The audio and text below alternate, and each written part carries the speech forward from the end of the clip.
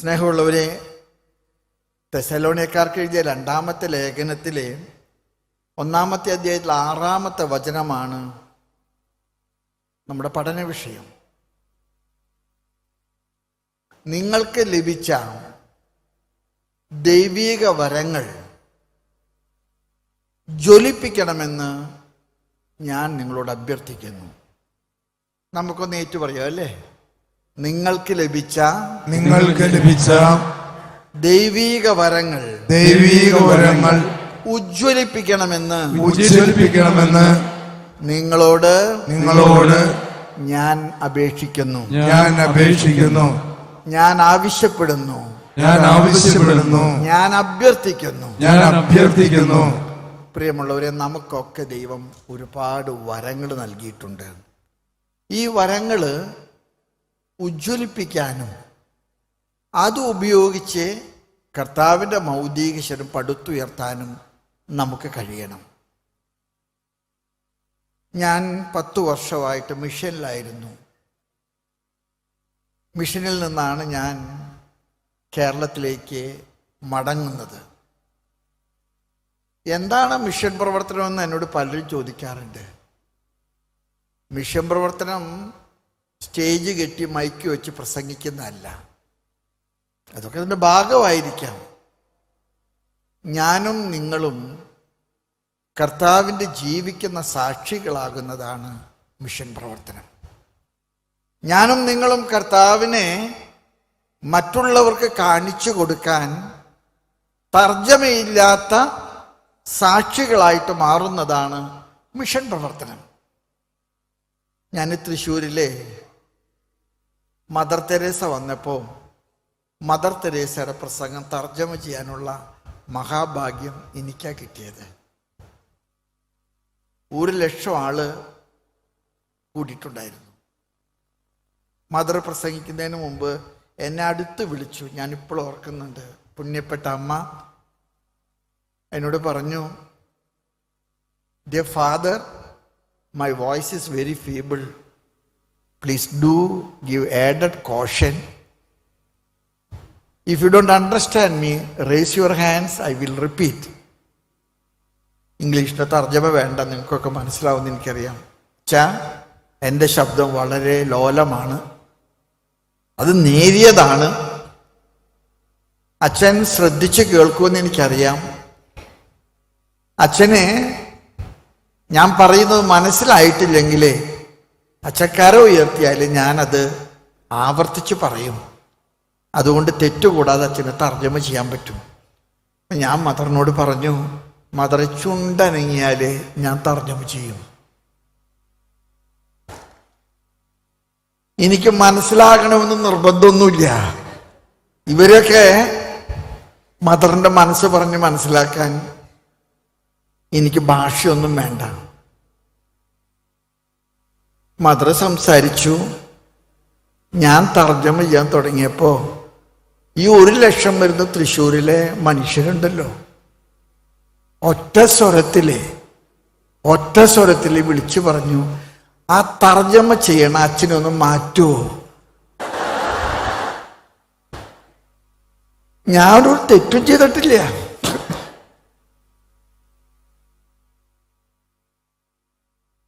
അപ്പോ ഞാൻ നിസ്സഹായനായിട്ട് ഇങ്ങനെ ജനങ്ങളുടെ മുമ്പിൽ കരുണയ്ക്ക് വേണ്ടി നിന്നപ്പോൾ പറഞ്ഞു, "എൻ്റെ പൊന്നച്ഛ, മദറിൻ്റെ പ്രസംഗത്തിന് തർജ്ജമ വേണ്ട. തർജ്ജമയില്ലാതെ ഞങ്ങൾക്ക് മനസ്സിലാകുന്ന പ്രസംഗമാണ്. അതാണ് സാക്ഷ്യം. സാക്ഷ്യമെന്ന് പറയുന്നത് തർജ്ജമ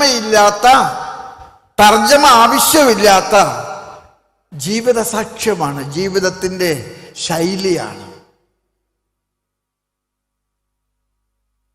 977 പോട്ട ആശ്രമം ആരംഭിക്കുന്നത്.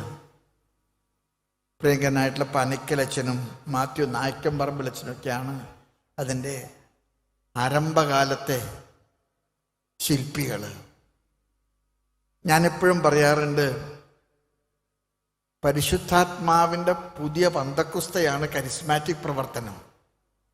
ഈ കരിസ്മാറ്റിക് പ്രവർത്തനത്തിന് കേരള മണ്ണിലെ നേതൃത്വം കൊടുത്ത സ്ഥലമാണ് ഈ പോട്ടാശ്രമം.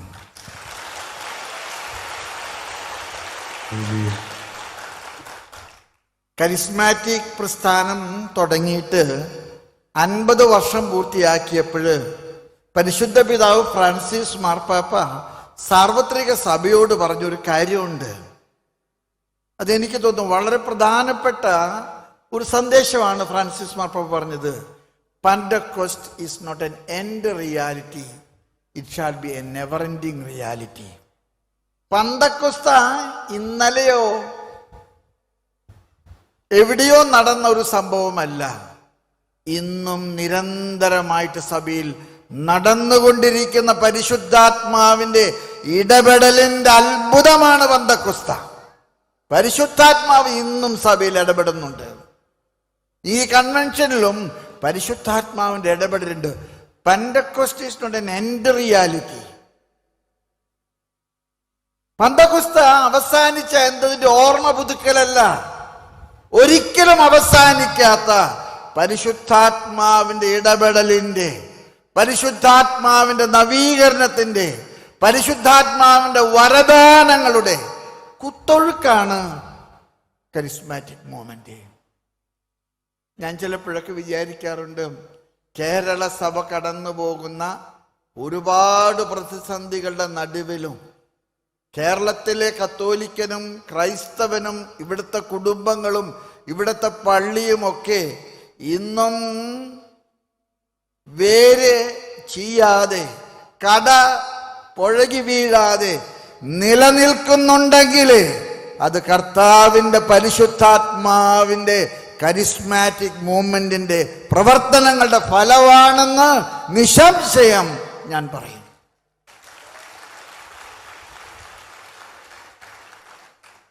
ഈ പോട്ടാശ്രമത്തിലൂടെ നവീകരിക്കപ്പെട്ട മനുഷ്യരുടെ കണക്കെടുത്ത് എത്രയുണ്ടെന്ന് എനിക്ക് തന്നെ അറിയാൻ പാടില്ല.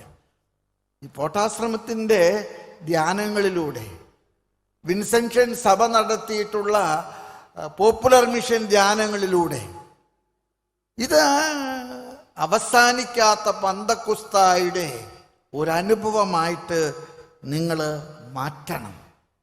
ഞാനും നിങ്ങളും അതിനെ സ്വീകരിക്കണം. അതുകൊണ്ട് പെരുന്നാളുകൾ കൊല്ലത്തിൽ ഒരു പ്രാവശ്യം ആഘോഷിക്കുന്നത് പോലെ, ഓർമ്മകൾ കൊല്ലത്തിൽ ഒരു പ്രാവശ്യം ആഘോഷിക്കുന്നത് പോലെ, പന്തക്കുസ്ത ആണ്ടുവട്ടത്തിലെ ഒരു ദിവസം മാത്രം ആഘോഷിക്കുന്ന ഒരു ഓർമ്മയല്ല. പന്തക്കുസ്ത അവസാനിച്ചാൽ സഭ നിലച്ചു. പന്തക്കുസ്ത തുടരുന്നതാണ് സഭയുടെ ജീവസ്. സഭ ഇന്ന് ജീവിക്കുന്നത് പന്തക്കുസ്തയിലൂടെയാണ്.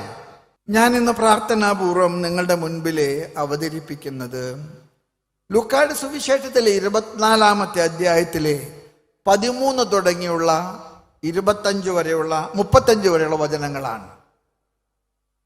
ലൂക്കായുടെ സുവിശേഷം 24-ാമത്തെ അവസാനത്തെ അധ്യായത്തിലേക്ക് വളരെ മനോഹരമായിട്ടുള്ള ഒരു സന്ദർഭമാണിത്. അത് നിങ്ങൾക്കറിയാം, ജെറൂസലം വിട്ട് എമ്മാവുസിലേക്ക് പോയി ശിഷ്യന്മാരുടെ കഥ പറയുന്ന ഒരു അനുഭവമാണ്. ജെറൂസലം വിട്ട് എമ്മാവുസിലേക്ക് വിട്ടുപോയവരുടെ കഥയാണ്. നിങ്ങൾക്കറിയാം, ജെറൂസലേമിലാണ് കർത്താവിൻ്റെ മരണം, ജെറൂസലേമിലാണ് കർത്താവിൻ്റെ ഉത്ഥാനം, ജെറൂസലേമിലാണ് കർത്താവിൻ്റെ പന്തക്കൊസ്ത. അതുകൊണ്ട് തന്നെയാണ് നമ്മുടെ കർത്താവ് ശിഷ്യന്മാർക്ക് കൊടുത്ത ഒരു വലിയ മുന്നറിയിപ്പുണ്ടായിരുന്നു. കർത്താവിൻ്റെ ആത്മാവ് നിങ്ങളിൽ വന്ന് നിറയുവോളം നിങ്ങൾ ജെറൂസലം വിട്ടുപോകരുത്. കർത്താവിൻ്റെ ആത്മാവ് നിങ്ങളുടെ മേലെ നിറയുവോളം നിങ്ങൾ ജെറൂസലം വിട്ടുപോകരുത്. ഈ ജെറൂസലം എന്ന വാക്കിന് പല അർത്ഥങ്ങളുണ്ട്. അതൊരു സ്ഥലമാണ്. കർത്താവിൻ്റെ മരണവും ഉത്ഥാനവും ഒക്കെ നടന്നൊരു സ്ഥലമാണ്. ഈ ജെറൂസലം എന്ന പദത്തിന് സഭാപിതാക്കന്മാർ നൽകുന്ന മറ്റു വലിയൊരർത്ഥമുണ്ട്. എന്താണെന്നറിയാമോ? ജെറൂസലം സഭയാണ്. ജെറുസലം സഭയാണ്. അതുകൊണ്ട് തന്നെ നിങ്ങൾ ജെറുസലം വിട്ടുപോകരുത് എന്ന് പറയുന്നതിൻ്റെ പിറകില് ഒരു വികാരമുണ്ട്. നിങ്ങൾ സഭയോടുകൂടെ ചേർന്ന് നിൽക്കണം. നമ്മുടെ യാത്ര സഭയിലൂടെയാണ്. സഭ വിട്ട് നിങ്ങൾ പോകരുത്. സഭയുടെ കൂട്ടായ്മ, സഭയുടെ കൗദാശികമായിട്ടുള്ള ശക്തി, സഭയുടെ വിശുദ്ധന്മാരുടെ വലിയ കൂട്ടുത്തരവാദിത്തങ്ങൾ, നിങ്ങൾ ജെറൂസലം വിട്ടുപോകരുത്. പരിശുദ്ധാത്മാവിനെ സ്വീകരിക്കാൻ കർത്താവ് നമുക്ക് നൽകിയ വലിയൊരു നിർദ്ദേശമാണ്. കർത്താവിൻ്റെ ആത്മാവ് നിങ്ങളിൽ നിറയുവോളം നിങ്ങൾ ജെറൂസലം വിട്ടുപോകരുത്. ഞാൻ ചിലപ്പോഴൊക്കെ പ്രിയപ്പെട്ട സഹോദരങ്ങളോടൊക്കെ പറയാൻ ആഗ്രഹമുണ്ട്. സഭയ്ക്ക് കുറവുകളുണ്ടാകാം, സഭയ്ക്ക് പ്രതിസന്ധികളുണ്ടാകാം. പക്ഷേ കർത്താവിൻ്റെ സഭയുടെ പ്രതിസന്ധികളുടെ ഒക്കെ നടുവിലും കർത്താവ് ഇളക്കുന്ന ബെത്സൈദ കുളമാണ് തിരുസഭ. കർത്താവ് ഇളക്കുന്ന ബെത്സൈദ കുളമാണ് കർത്താവിൻ്റെ സഭ. അവിടെയാണ് കർത്താവ് സൗഖ്യം നൽകുന്നത്, അവിടെയാണ് കർത്താവ് ശക്തി നൽകുന്നത്, അവിടെയാണ് കർത്താവ് നമ്മെ പടുത്തുയർത്താൻ വിളിക്കുന്നത്. അസീസിലെ ഫ്രാൻസിസിനെ കർത്താവ് വിളിച്ചത് ഒറ്റ കാര്യത്തിനാണ്: നീ എൻ്റെ സഭ പുതുക്കി പണിയുക. നിന്നെ ഞാൻ വിളിക്കുന്നത് എന്തിനാണ്? എൻ്റെ സഭ പുതുക്കി പണിയാൻ. പ്രിയമുള്ളവരെ, സഭയുടെ കുറവുകൾ കാണുമ്പോൾ നിങ്ങൾ അന്താളിക്കരുത്. സഭയുടെ കുറവുകൾ കാണുമ്പോൾ ഞാനും നിങ്ങളും മനസ്സിലാക്കേണ്ട ഒരു ഓർമ്മപ്പെടുത്തലുണ്ട്. ആ കുറവുകളുള്ള സഭയെ പുതുക്കിപ്പണിയാൻ കർത്താവ് എന്നെ വിളിക്കുന്നു. കർത്താവിന് എന്നെ കൊണ്ട് ആവശ്യമുണ്ട്. ഞാൻ ചിലപ്പോഴും വിചാരിക്കാറുണ്ട്, കർത്താവിൻ്റെ ഓശാന പ്രദർശനത്തെക്കുറിച്ചുള്ള വായന നിങ്ങൾ ശ്രദ്ധിച്ചു വായിച്ചിട്ടുണ്ടോ? കർത്താവിൻ്റെ ഓശാന പ്രദർശനം ആരംഭിക്കുന്നതിന് മുമ്പ് ബെത്ഫാഗയിൽ നിന്നാണ് അത് ആരംഭിക്കുന്നത്. ജെറുസലേമിലേക്കാണ് അത് പോകുന്നത്. കർത്താവ് ശിഷ്യന്മാരോട് പറഞ്ഞൊരു വാചകമുണ്ട്: നിങ്ങൾ മുന്നോട്ട് ചെല്ലുമ്പോൾ ഒരു വീടിൻ്റെ മുൻപിലെ ഒരു കഴുതയും ഒരു കഴുതക്കുട്ടിയും കെട്ടിയിട്ടതായിട്ട് നിങ്ങൾ കാണും. നമുക്ക് ഓർമ്മയുണ്ടെന്ന് വിചാരിക്കുന്നു. നിങ്ങൾ ആ കഴുതയും കഴുതക്കുട്ടിയും സൂക്ഷിച്ചു നോക്കിയാൽ ഒരു കാര്യം മനസ്സിലാകും: ഇന്ന് വരെ ആരും അതിൻ്റെ മുകളിൽ കയറിയിട്ടില്ല. നിങ്ങൾ അതിനെ അഴിക്കുക. അതിൻ്റെ ഉടമസ്ഥൻ വന്ന് തർക്കിച്ചാല് നിങ്ങൾ പറയേണ്ട മറുപടി കർത്താവ് പറഞ്ഞു. എന്താ മറുപടി? ഒന്നുറക്കെ പറഞ്ഞ്. കർത്താവിന് അതിനെ കൊണ്ട് ആവശ്യമുണ്ട്. എൻ്റെ പ്രിയപ്പെട്ട മക്കളെ, കർത്താവിന് നിങ്ങളെ കൊണ്ട് ആവശ്യമുണ്ട്. നിങ്ങൾ അഴിക്കപ്പെടണം. കർത്താവിൻ്റെ ഓശാന നിങ്ങളുടെ മേലും എൻ്റെ മേലും കയറിയിരുന്നിട്ടാണ്. കർത്താവിനെ വഹിക്കാൻ കർത്താവ് ആഗ്രഹിക്കുന്നിടത്ത് കർത്താവിനെ കൊണ്ടുപോകാൻ എന്നെയും നിങ്ങളെയും കർത്താവിന് ആവശ്യമുണ്ട്. എമ്മാവുസിലേക്ക് പോയ ശിഷ്യന്മാരുടെ കഥയിലെ നിങ്ങൾ ഇങ്ങനെയാണ് വായിക്കുന്നത്: അവർ ജെറൂസലേമിൽ നിന്ന് എമ്മാവുസിലേക്ക് യാത്ര പുറപ്പെട്ടു. പേടിച്ചു പോയതാണ്. ജെറൂസലേമിൽ വടി വെട്ടാൻ പോയിട്ടുള്ളൂ, അടി തുടങ്ങാൻ പോണുള്ളൂ. അതുകൊണ്ട് വിട്ടവരാണ്. കർത്താവ് ഉയർത്തെന്ന് കേട്ടപ്പോൾ യഹൂദന്മാരുടെ വാശിമൂത്തു. മരിച്ചവൻ ഉയർത്ത് വരാതിരിക്കാൻ അവർക്ക് മനസ്സിൽ സന്ദേഹം തോന്നിയത് കൊണ്ട് വലിയ കല്ല് ഉരുട്ടി അവനിനി പുറത്ത് കടക്കാതിരിക്കാൻ ഭീമമായ ഒരു കല്ല് ഉരുട്ടി വെച്ചു. എന്നിട്ട് രണ്ട് പട്ടാളക്കാരെ കാവലേർപ്പെടുത്തി. പുലർച്ചെയായപ്പോഴ് കല്ല് ഉരുട്ടി മാറ്റപ്പെടുകയും കർത്താവ് പുറത്തു വരികയും അവര് പട്ടാളക്കാർക്ക് പണം കൊടുത്തിട്ട് പറഞ്ഞ് അവന്റെ കല്ല് ഉരുട്ടി മാറ്റിയതാണ്. അവന്റെ മൃതശരീരം ഇതിൻ്റെ അകത്തു നിന്ന് അവന്റെ ശിഷ്യന്മാർ കട്ടുകൊണ്ടുപോയതാണ്. അവൻ ഉത്ഥാനം ചെയ്തിട്ടില്ല. കർത്താവിന്റെ ഉത്ഥാനമാണ് സഭയുടെ വിജയത്തിന്റെ കൊടി. കർത്താവിന്റെ ഉത്ഥാനമാണ്. കർത്താവിന്റെ ഉത്ഥാനം. ഞാനിത് പറയുന്നത് ഒരൊറ്റ കാര്യം, എന്നൊക്കെയാണോ സഭ പീഡിപ്പിക്കപ്പെടുന്നത്, എന്നൊക്കെയാണോ നമ്മുടെ കുഴിമാടത്തിൽ കല്ല് വെച്ചടയ്ക്കുന്നത്, അന്നൊക്കെ നിങ്ങൾ ഓർക്കണം, കർത്താവ് കല്ല് ഉരുട്ടി മാറ്റുന്നവനാണ്. കർത്താവ് കല്ല് ഉരുട്ടി മാറ്റുന്നവനാണ്. കർത്താവ് ഉത്ഥാനത്തിന്റെ രാജനാണ്, ഉത്ഥാനത്തിന്റെ നാഥനാണ്. ഈ ജെറൂസലേമിൽ നിന്ന് എമ്മാവുസിലേക്ക് പോയി ശിഷ്യന്മാരെ പേടിച്ചിട്ട് വിട്ടവരാണ്. ഇവിടെ കുഴപ്പമുണ്ടാകാൻ പോകാണ്. അവൻ ഉത്ഥാനം ചെയ്ത് കേട്ടുന്നു, യഹൂദന്മാരുടെ ശത്രുത വർദ്ധിച്ചിരിക്കുകയാണ്. കർത്താവ് അവരുടെ കൂട്ടത്തിൽ അപരിചിതനായി, സഹയാത്രികനായി. ഇത്ര മനോഹരമായിട്ടുള്ളൊരു നിമിഷമാണ്. കർത്താവ് അവരുടെ കൂട്ടത്തിൽ സഹയാത്രികനായി. കർത്താവ് അവരോട് സംസാരിച്ചു. അവര് കർത്താവിനോട് തർക്കിച്ചെന്നാ പറയുന്നേ. അത് കർത്താവാണെന്ന് അവർക്ക് മനസ്സിലായിട്ടല്ല. കർത്താവിനോട് അവർ തർക്കിച്ചെന്നാ പറയുന്നത്. കർത്താവിനോട് ശക്തമായിട്ട് അവർ തർക്കിച്ചു. ഞങ്ങളും വിശ്വസിച്ചു അവൻ അത്ഭുതങ്ങൾ ചെയ്തപ്പോ അവൻ രക്ഷകനാണെന്ന്. പക്ഷെ അവന്റെ പണി കഴിഞ്ഞ വെള്ളിയാഴ്ച തീർന്നു. ഞങ്ങള് ജെറൂസലേം വിട്ടുപോകുന്നത് ഇപ്പോ കുറെ സ്ത്രീകൾ വന്ന് പറയാൻ തുടങ്ങിയിട്ടുണ്ട്, അവൻ കല്ലറയിൽ നിന്ന് പുറത്തു വന്നത്. കല്ലറ തുറന്നിട്ടുള്ളതാണ്, പക്ഷെ അവൻ ആരും കണ്ടിട്ടില്ല. അവൻ പുറത്തു വന്നിട്ടുണ്ടെങ്കിൽ യഹൂദന്മാർ അവനെ കശക്കിക്കളയും. അവിടെ വടി വെട്ടാൻ പോയിട്ടുള്ളൂ, അടി പൊട്ടാൻ പോണുള്ളൂ.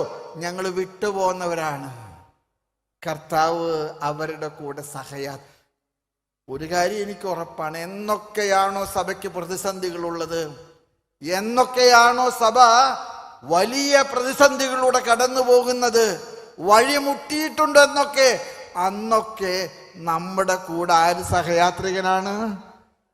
കർത്താവ് സഹയാത്രികനാണ്. കർത്താവ് സഹയാത്രികനാണ്.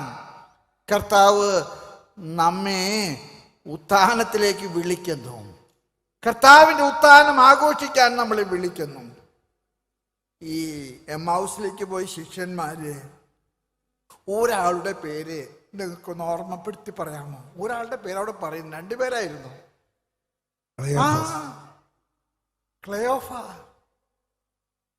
ക്ലയോഫ അവന്റെ പേര് പറയുന്നുണ്ട്. ഞാനിങ്ങനെ അവനെ കുറിച്ചൊക്കെ ഞാൻ ചിന്തിച്ചു കഴിഞ്ഞപ്പോ എൻ്റെ ഒരു അഭിപ്രായം ഞാൻ പറയാണ്, അവൻ തൃശ്ശൂക്കാരനാണെന്ന് എനിക്ക് തോന്നണേ. കാരണം ഈ സ്ഥലത്ത് പേര് വരാൻ ആഗ്രഹിക്കുന്ന കൂട്ടരിൽപ്പെട്ട ഒരാളാണ്, ഒരു ഗ്രൂപ്പാണ്. ആര്? എല്ലായിടത്തും പേര് വരണമെന്ന് ആഗ്രഹിക്കുന്ന ഒരു ഗ്രൂപ്പാണ് തൃശ്ശൂക്കാര്. നല്ല മനുഷ്യരാണ് കേട്ടോ, ഒരു പാവങ്ങളാണ്. പക്ഷെ എല്ലായിടത്തും പേര് വെക്കണം. ഞങ്ങൾ ഗ്രോട്ട പണിതാലും അതിൻ്റെ അടിയിൽ ആര് വേണം? ക്ലയോഫാസാണ് തന്നത്. മാതാവിൻ്റെ രൂപം കൊടുത്താലും ക്ലയോഫാസിന്റെ പേരുണ്ടാവണം. നമുക്ക് പേര് വെക്കാൻ വളരെ ഇഷ്ടമുള്ള ഒരു ഗ്രൂപ്പാണ്. ഇവിടെ തൃശ്ശൂക്കാരല്ലാത്തവരുണ്ടെന്ന് എനിക്കറിയാം. ഞാൻ ഈ തൃശ്ശൂക്കാരെ കുറ്റം പറയുന്നവർ മോശമായിട്ടൊന്നല്ല, മറ്റുള്ളവരെ കുറ്റം പറഞ്ഞ് എനിക്ക് ഇവിടുന്ന് പോകാൻ പറ്റില്ല. തൃശ്ശൂക്കാർ പാവങ്ങളാ, അവരെന്നെ വിട്ടേക്കും. പിതാവ് അടുത്ത പ്രാവശ്യം പിതാവ് ഞങ്ങളെ കുറിച്ച് നല്ലത് പറഞ്ഞോളാം എന്ന് പറഞ്ഞിട്ട് ഞങ്ങളെ വിട്ടേക്കും. നിങ്ങൾ അങ്ങനെയൊന്നല്ല, ഇതിൻ്റെ അകത്തുനിന്ന് തെക്കുന്നൊക്കെ വന്നിട്ടുണ്ടെന്ന് എനിക്കറിയാം. അതുപോലെ തന്നെ വടക്കുന്നും വന്നിട്ടുണ്ട്. ഈ കേരളത്തിലെ ഏറ്റവും പാവങ്ങളുള്ള ഒരു സ്ഥലമാണ് തൃശ്ശൂര്.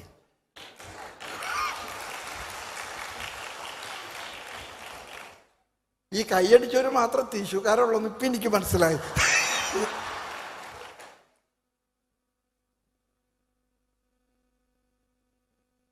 ഈ ജെറൂസലേം കിഴക്കാണ്, എമ്മാവുസ് പടിഞ്ഞാറാണ്.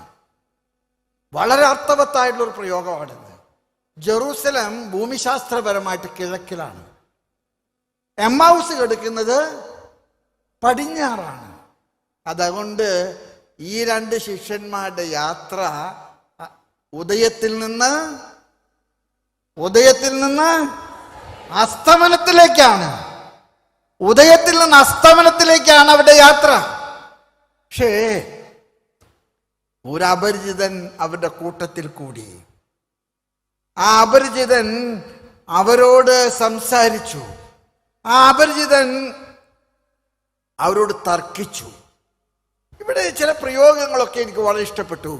അവരുടെ കണ്ണുകൾ മൂടപ്പെട്ടിരുന്നു. പരസ്പരം ആരാണെന്ന് തിരിച്ചറിയാൻ പറ്റാത്ത വിധത്തിലെ കണ്ണുകൾ മൂടപ്പെട്ടിരുന്നു. കാഴ്ച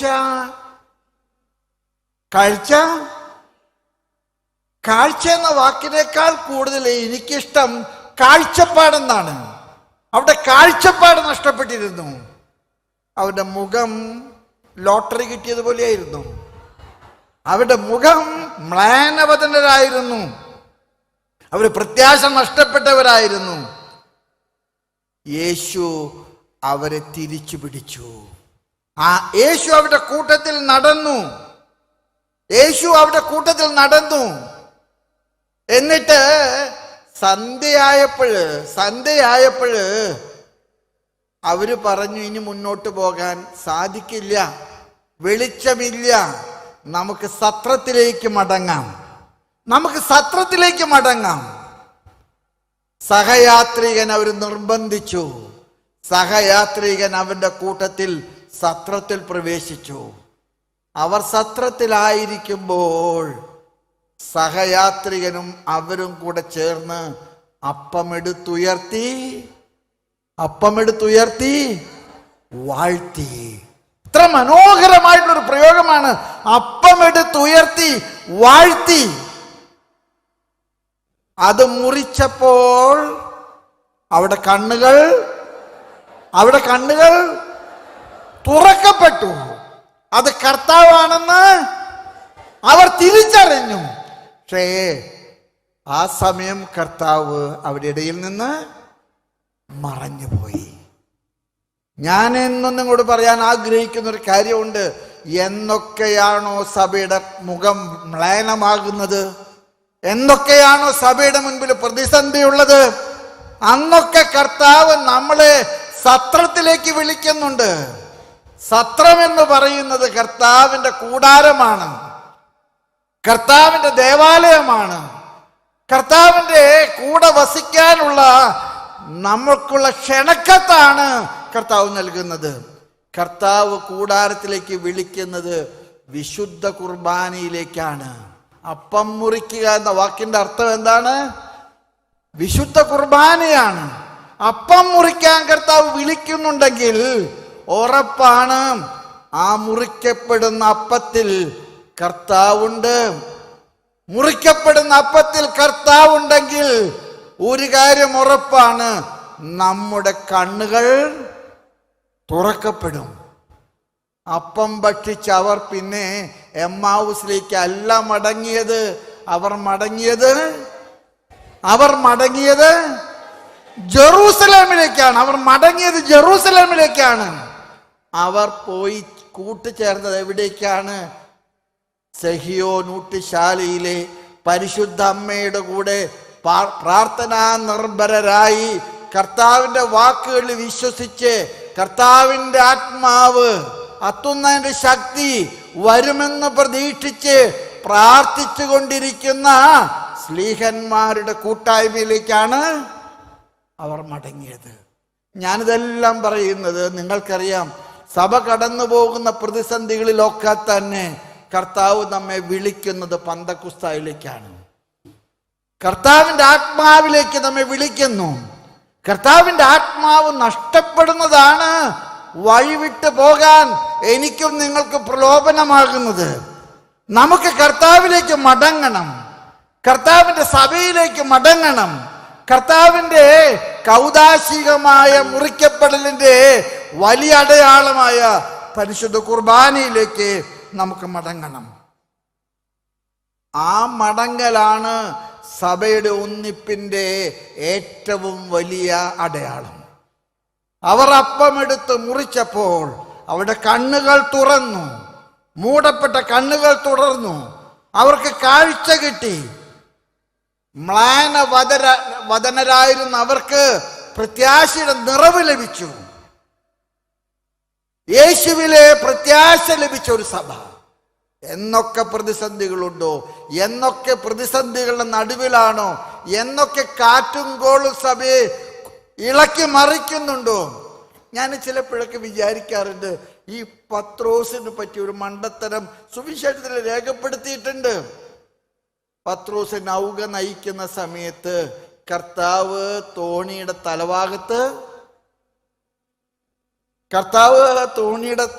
തലഭാഗത്ത് ഈ പത്രോസ് ചെയ്തൊരു മണ്ടത്തരം ഉണ്ടല്ലോ. മെത്രാന്മാരും കർത്താവിന്റെ ശിഷ്യന്മാരായിട്ടുള്ള വൈദികരും സന്യസ്തരൊക്കെ ഇന്ന് ചെയ്തുകൊണ്ടിരിക്കുന്ന ഒരു മണ്ടത്തരം അത് തന്നെയാണ്. പത്രോസ് എന്താ ചെയ്തെന്നറിയാമോ? കർത്താവോട് കിടന്നുറങ്ങുന്നുണ്ട്. പക്ഷെ പത്രോസ് പഠിച്ച പണി, പത്രോസിന് ഒരു ധാരണയുണ്ട്, ഇതിമ തച്ചന്റെ മോനാണ്, കടലും വെള്ളവും ഒന്നും ഇവനെ അറിയാൻ പാടില്ല. അതുകൊണ്ട് പത്രോസ് പഠിച്ച പണി 18 നോക്കിയിട്ട് നൗക നിയന്ത്രിക്കാൻ പറ്റാതെ വന്നു. അപ്പോഴാണ് പത്രോസിന് ഒരു കാര്യം മനസ്സിലായത്, ഇത് കള്ളത്തരമാണ്, ഇവൻ കിടന്നുറങ്ങുകയല്ല, ഇവൻ പരീക്ഷിക്കുകയാണെന്ന്. അപ്പോഴാണ് പത്രോസിന് മനസ്സിലായത്. പത്രോസ് വിളിച്ച് കരഞ്ഞു പറഞ്ഞു, കർത്താവേ ഞങ്ങൾ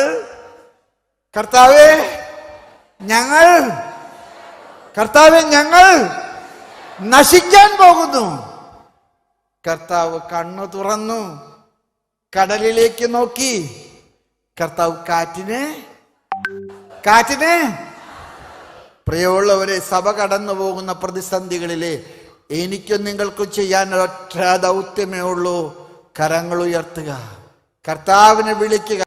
പ്രിയമുള്ളവരെ, കാറ്റ്, കടല്, ഇതൊക്കെ ഞാനും നിങ്ങളും നിയന്ത്രിക്കാൻ നോക്കിയാൽ നടക്കില്ല. കർത്താവിനെ വിളിച്ചുണർത്തണം.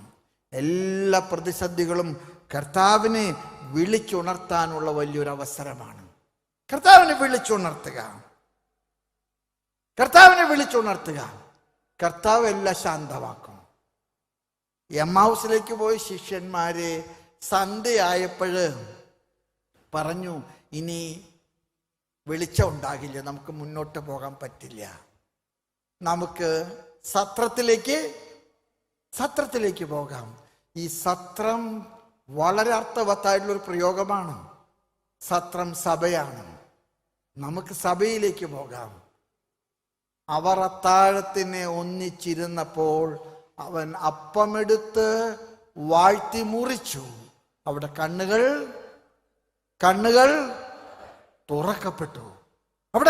തുറക്കപ്പെട്ടു. അവർക്ക് മനസ്സിലായി കർത്താവാണെന്ന്. അവരുടനെ തന്നെ കർത്താവിന്റെ കരം പിടിക്കാൻ നോക്കി. കർത്താവ് അപ്രത്യക്ഷനായി. കർത്താവ് കരം നമുക്ക് നൽകുന്നത് കൂദാശകളിലൂടെയാണ്.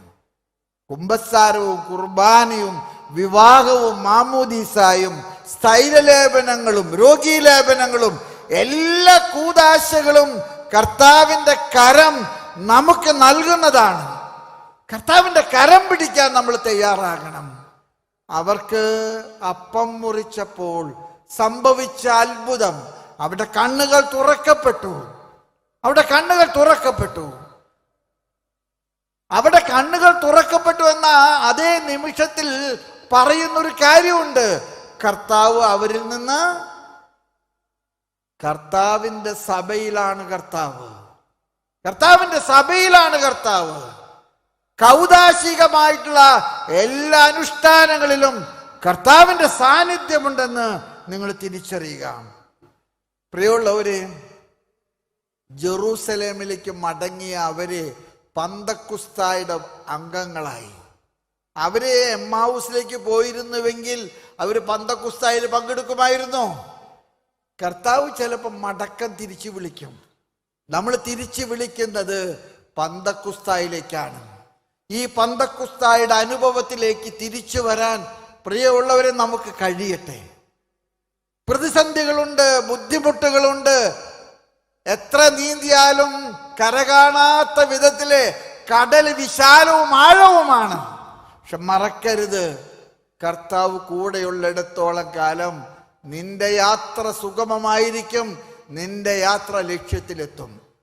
ഞാൻ ഈ പ്രതിസന്ധികളുടെ ഒക്കെ നടുവിലെ കർത്താവിനോട് ഒറ്റ കാര്യം മാത്രമേ ചോദിക്കുന്നുള്ളൂ, കർത്താവെ കൂടെ ഉണ്ടാകണേ.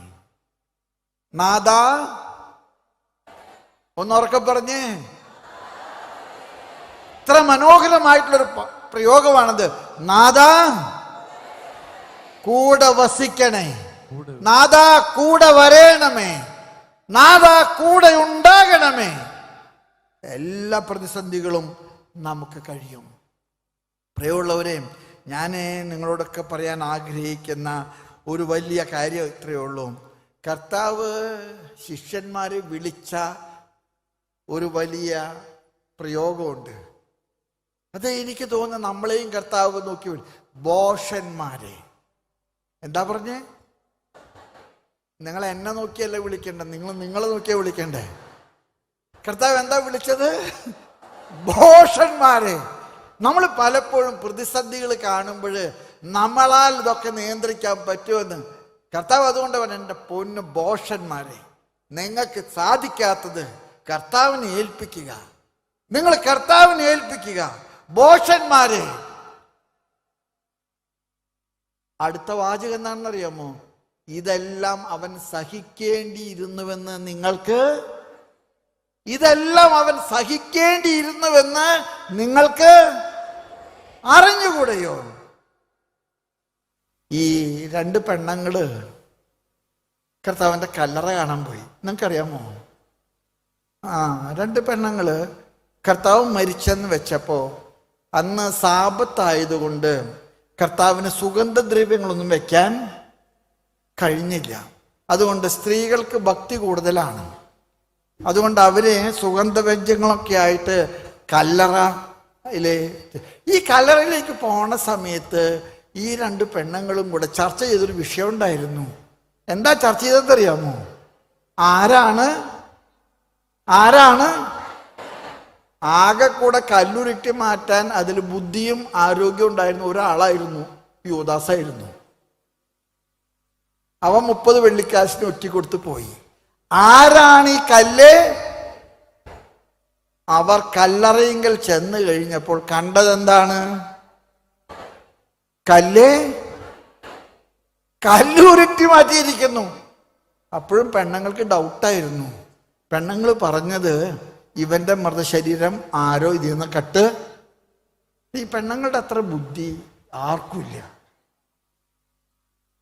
ഞാൻ ചിലപ്പോഴൊക്കെ വിചാരിക്കാറുണ്ട്, ഈ പോലീസിന്റെ ഈ കളവ് പിടിക്കുന്ന വകുപ്പുണ്ടല്ലോ, അത് പെണ്ണുങ്ങളെ ഏൽപ്പിച്ചാൽ കിട്ടും കളന്. ആരാണ് ഈ കല്ല് ഉരുട്ടി മാറ്റുക? അവർ കല്ലറയിങ്കൽ ചെന്നപ്പോൾ കല്ല് ഉരുട്ടി മാറ്റപ്പെട്ടതായിട്ട് കണ്ടു. അവരെ ഉടനെ തന്നെ പറഞ്ഞു, കർത്താവിന് ആരോ കട്ട് കൊണ്ടുപോയി. പക്ഷേ അവിടെ ഒരു ചേട്ടൻ നിൽക്കുന്ന കണ്ടിട്ട് ആ ചേട്ടൻ തോട്ടക്കാരനാണെന്നാണ് അവർക്ക് തോന്നിയത്. ചിലപ്പോൾ നമുക്ക് കണ്ണ് ഭ്രമിച്ച് അങ്ങനെ തോന്നും. തട്ടിൽ പിതാവ് കപ്പ്യാരാണെന്ന് തോന്നുന്നു, തട്ടിൽ പിതാവ് കുശിനിക്കാരനാണെന്ന് തോന്നുന്നു. കർത്താവ് ഉടനെ തന്നെ ഒരു പേര് വിളിച്ചു. ആരുടെ പേരെ വിളിച്ചേ? മറിയം. ആ സ്വരം കേട്ടപ്പോൾ അവൾക്ക് മനസ്സിലായി അത്. അവള് തിരിച്ചു പറഞ്ഞ വാക്ക് എന്താണെന്നറിയാമോ? ഒന്ന് ഉറക്കെ പറഞ്ഞ്, റബ്ബോണി, ഗുരുവേ. മറിയം, നീ ഇവിടെ നിൽക്കരുത്, നീ പോയി അവരോട് പറയണം, ഞാൻ ഈ ന്യൂസ് പരത്താൻ ഈ ലോകത്തിൽ ഏറ്റവും കഴിവുള്ളത്. കർത്താവ് നല്ല ബുദ്ധിയായിട്ട് ചെയ്തത്. ന്യൂസ് പരത്താൻ ഇത്രയേറെ ശക്തിയുള്ളൊരു വിഭാഗം വേറെ ഇല്ല. മറിയം, നീ പോയി, ഞാന് ഇന്ത്യയുടെ പ്രധാനമന്ത്രി ആയി കഴിഞ്ഞാൽ പോസ്റ്റൽ ഡിപ്പാർട്ട്മെന്റ് മുഴുവൻ പെണ്ണുങ്ങളെ ഏൽപ്പിക്കുള്ളൂ. സ്റ്റാമ്പും വേണ്ട, കവറും വേണ്ട, ഒരു മണ്ണാങ്കട്ടിയും വേണ്ട. രാവിലെ തൊട്ട് രാത്രി ആവണവരെ നടന്നു പറഞ്ഞോളും. നീ പോയി. ഞാൻ മക്കളെ ഇതൊക്കെ നിങ്ങളോട് പറയുന്നത്, നമ്മൾ എത്രയോ അനാവശ്യ കാര്യങ്ങൾ പറഞ്ഞു വരുത്തുന്നത്. ഇങ്ങനത്തെ നല്ല കാര്യങ്ങൾ പറയേ. നീ പോയി അവരോട് പറയുക, ഞാൻ ഈ കഷ്ടപ്പാടുകളുടെ ഒക്കെ നടുവിലെ കർത്താവ് നമുക്ക് നൽകുന്ന ഒരേ ഒരു സദ്വാർത്ത, നിങ്ങൾ എന്നെ ഉയർത്തവനായിട്ട് കാണുക. മരണത്തെ കീഴടക്കി പുറത്തു വന്നവനായിട്ട് നിങ്ങൾ എന്നെ കാണുക. കഷ്ടപ്പാടുകളുടെ നടുവില്, സങ്കടങ്ങളുടെ നടുവില്, സംഘർഷങ്ങളുടെ നടുവില് അടഞ്ഞ കല്ലറയല്ല, തുറന്ന കല്ലറ, ഉത്ഥാനത്തിന്റെ അടയാളമായ കല്ലറ. മറിയം, നീ പോയി അവരോട് പറയുക, ഞാൻ ഉയർത്തെഴുന്നേറ്റുവെന്ന്. അതുകൊണ്ട് തന്നെ എൻ്റെ പ്രിയപ്പെട്ട എല്ലാ സഹോദരങ്ങളോടും എനിക്ക് പറയാൻ ആഗ്രഹമുണ്ട്, ഈ കൺവെൻഷൻ ഒരു പ്രത്യാശയുടെ കൺവെൻഷനാണ്. ഇതൊരു പ്രത്യാശയുടെ കൺവെൻഷനാണ്. ഞാനും നിങ്ങളും കർത്താവ് ഉത്ഥാനം ചെയ്തു എന്ന സദ്വാർത്ത ലോകത്തോട് അറിയിക്കാൻ വിളിക്കപ്പെട്ടവരാണ്. സങ്കടങ്ങളുണ്ട്, സംഘർഷങ്ങളുണ്ട്, പ്രതിസന്ധികളുണ്ട്, പരാജയങ്ങളുണ്ട്. സഭയുടെ മുൻപിലുള്ള വഴികൾ വളരെ ഇരുളടഞ്ഞതാണ്. പക്ഷേ സഭയുടെ ഉടമസ്ഥൻ ഞാനല്ല, സഭയുടെ ഉടമസ്ഥൻ കർത്താവാണ്. അത് കർത്താവിൻ്റെ ഭവനമാണ്. അതുകൊണ്ട് തന്നെ കർത്താവിൽ ആശ്രയിക്കുക. സഭയ്ക്ക് വേണ്ടി നിങ്ങൾ പ്രാർത്ഥിക്കണം. സഭയുടെ ദൗത്യങ്ങൾ നിർവഹിക്കാൻ നിങ്ങൾ പ്രാർത്ഥിക്കണം. സഭയുടെ മുൻപിൽ ധാരാളം പ്രതിസന്ധികളുണ്ട്. ഇന്ത്യയാണെങ്കിലും ഇന്ത്യയുടെ സാർവത്രികമായിട്ടുള്ള മിഷൻ പ്രവർത്തനങ്ങളുടെ മേഖലകളിലൊക്കെ ആണെങ്കിലും നമുക്ക് ധാരാളം പ്രതിസന്ധികളുണ്ട്. പക്ഷെ ഈ പ്രതിസന്ധികളുടെ നടുവിലെല്ലാം തന്നെ പ്രതിവിധി ഞാനും നിങ്ങളും അല്ല, പ്രതിവിധി കർത്താവാണ്. ഈ കല്ല് ആരാണ് ഉരുട്ടി മാറ്റുക? അവർ കണ്ടത് ഉരുട്ടി മാറ്റപ്പെട്ട കല്ലറയും കല്ല് തുറന്ന കല്ലറയുമാണ്. കല്ലറയിലേക്ക് എത്തി നോക്കിയപ്പോൾ അവർ കേട്ട വിളി, മറിയം. നമുക്ക് ആ വിളി കേൾക്കാൻ സന്നദ്ധമാകാം. അതുകൊണ്ട് തന്നെ പ്രത്യാശയോടുകൂടെ സഭയുടെ പ്രതിസന്ധികളെ നോക്കിക്കാണാൻ ഞാൻ നിങ്ങളോട് യാചിക്കുന്നു. പിതാവിന് വേണ്ടി, എല്ലാ പിതാക്കന്മാർക്ക് വേണ്ടി, എല്ലാ രൂപതകൾക്ക് വേണ്ടി, എല്ലാ സന്യാസമൂഹങ്ങൾക്ക് വേണ്ടി, ഭാരതത്തിലെ സർവ്വ രൂപതകളെയും മെത്രാന്മാരെയും ഒക്കെ സമർപ്പിച്ചിട്ട് നിങ്ങൾ പ്രാർത്ഥിക്കണം. ആ പ്രാർത്ഥനയുടെ നടുവിൽ നിങ്ങൾ കേൾക്കുന്ന ഒരു വിളിയുണ്ട്. എന്താണെന്നറിയാമോ? മറിയം. കർത്താവ് നമ്മളെ മറക്കില്ല. കർത്താവ് നമ്മുടെ പേര് വിട്ടുകളയില്ല. കർത്താവ് നമ്മെ ചേർത്ത് പിടിക്കും. അതുകൊണ്ട് തന്നെ ഈ കൺവെൻഷനിൽ ഞാൻ നിങ്ങളോട് സംസാരിക്കാൻ ആഗ്രഹിക്കുന്ന ഒരേ ഒരു സന്ദേശം മാത്രമേ ഉള്ളൂ. പ്രതിസന്ധികൾ ഒന്നും തന്നെ ലോകാവസാനത്തിൻ്റെ അടയാളങ്ങളല്ല. പ്രതിസന്ധികളെല്ലാം തന്നെ ഉത്ഥാനത്തിൻ്റെ കാഹളമാണ്. എല്ലാ പ്രതിസന്ധികളും ഉത്ഥാനത്തിൻ്റെ കാഹളമാണ്. ആരാണ് ഈ കല്ലുരുട്ടി മാറ്റുക എന്ന ചോദ്യത്തിന് തുറക്കപ്പെട്ട കല്ലറയാണ് അവർ കണ്ടത്. കർത്താവിൻ്റെ ശരീരം കട്ടുകൊണ്ടുപോയി എന്ന് അവർ വിചാരിച്ചപ്പോൾ കർത്താവ് അവരെ വിളിച്ചു, മറിയം.